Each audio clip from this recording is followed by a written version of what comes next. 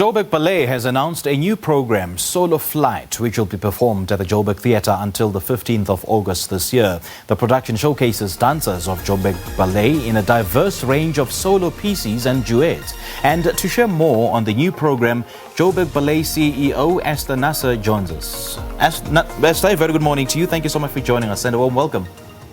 Good morning, and thank you for having me on the program this morning. It's an absolute pleasure, Esther. First of all, how was the opening night of the production Solo Flight?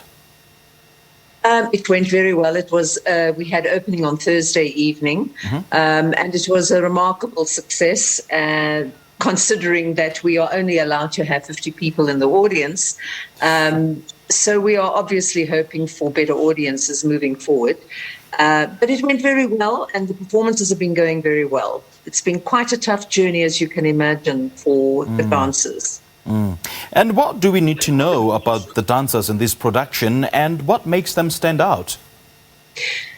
What makes them stand out is that we had a fuller program planned for this particular season, but then, of course, lockdown happened, and we had to reassess the program and revise the program. So we decided to go for a program called Solo Flight, which meant that the dancers would be performing solos and duets with people, and we were working in bubbles to get this program up and running. But I think it showcases the dancers' techniques and their ability, their performance ability, and it highlights them as performers, as artists on stage, which is very rare, just to do a season of solos and duets. But because of the COVID rules, this is where we're at the moment. And so it showcases them as performers and as technicians. Now, Esther, what were you looking for when you were casting the dancers to be a part of this production? We needed to see how the dancers performed under extreme pressure. And we also, we needed to take into consideration that we get a salary every month, and therefore we need to perform in terms of our agreement with the city and with the theatre. And we needed to see which dancers were going to be able to carry the program, which is a difficult ask. So one tends to, the pressure on certain dancers is a lot more demanding than it would be on, say, a quarter ballet dancer. So the soloists, the senior quarter ballet and the soloists and the principals are carrying this program. And also we have injuries, which is a problem as well, because the more pressure you put onto a dancer, the more the possibility of injuries are high. Sure. And what theme did the artistic director Ian Mcdonald play around with? Well, again, he took the theme of when we were in a situation where suddenly we couldn't put all the dancers together in the studio and on stage because of COVID rules. Okay. He then had to decide with his team how he was going to present the season that we needed to present at the theatre. And then they came up with the idea of doing variations, which we call solos and duets, on stage to, as I say, showcase the dancers as performers and technicians. So we had to do it. We didn't have much choice in it, in the matter. As I say, it's not a normal season for us, but because we had to deal with, as I say, working in bubbles and being aware, being masked during rehearsals, which was difficult, we had to then decide that we would go with solos and present the dancers to the best of their ability. Right. So, Esther, who are you mainly targeting with this show? Who will it appeal to the most? I think, ballet tends to appeal to everyone. I don't think there's a target audience.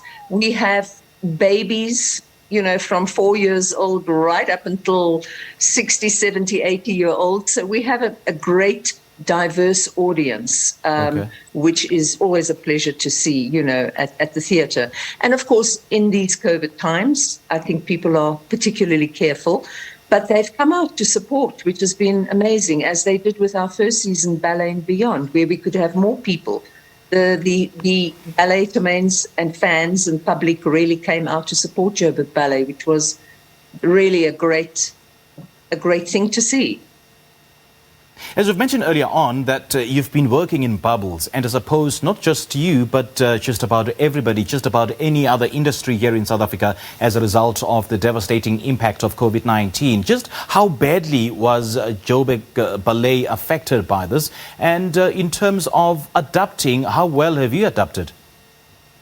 Well, we were very fortunate from the beginning. We had a wonderful lawyer that worked with us and set up our COVID policy right in the beginning, which, of course, we follow to this day. The protocols we follow to this day, we haven't deviated from that. We brought the company back in at the end of June 2020 to start working in the studios. And we've actually managed to be in the studios with the exception of one major lockdown, which was now recently with the third wave, because we had two dancers affected by COVID, including myself and another admin person. We had to close down completely.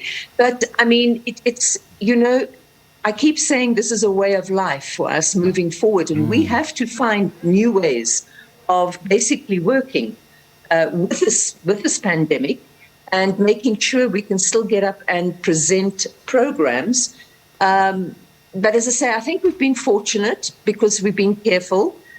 We take care of how we work and how we, you know, you go through the whole thing of sanitizing and temperatures every morning and so on. But we have been fortunate, but it is very difficult. But as is the case with the rest of the world, we have to find new ways of adapting to a very different lifestyle that we've been accustomed to. So working with masks, you know, people going for antigen tests all the time just to make sure everybody is okay. It's a difficult one, but you know, you adapt. You have to find new ways of making life work for you at present.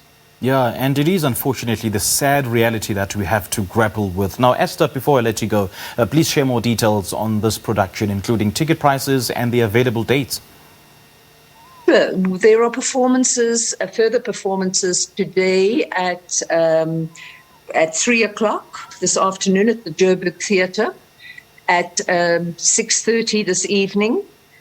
There are further performances tomorrow morning, Sunday, at 11 o'clock and at 3 o'clock.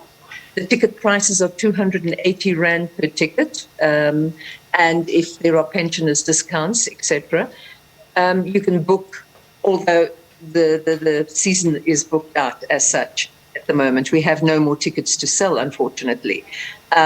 So, as will be the case in the future when we come up to do Nutcracker quite soon, people will have to book fairly soon, because I'm not sure whether we'll still have only 50 people in the audience or whether we may, you know, get a fuller audience, go up to 250 or half capacity, which is what we're hoping for. Because I think people have forgotten about the theatre. They address everybody else's capacity to open, but they have ignored the theatrical situation, the theatre industry. And I think they need to relook at how we can open up our theatres to our audiences who are craving to come back to the theatre. So yes, Solo Flight is booked out at present, but there are two performances today, as I say, at 3 and at 6, tomorrow at 11 and 3 o'clock in the afternoon, Joburg Theatre. So please just bear in mind that when Nutcracker comes up, you need to book early and quickly, because we really don't know how many people we would be allowed to have in the audience. We're hoping there'll be more. Okay, Esther, great chatting to you. Thank you so much for joining us this morning. Thank you very much. Well, Solo Flight will be followed by a season of the full-length Nutcracker at the Joburg Theatre in October. We just spoke to the Joburg Ballet CEO, Esther Nasser.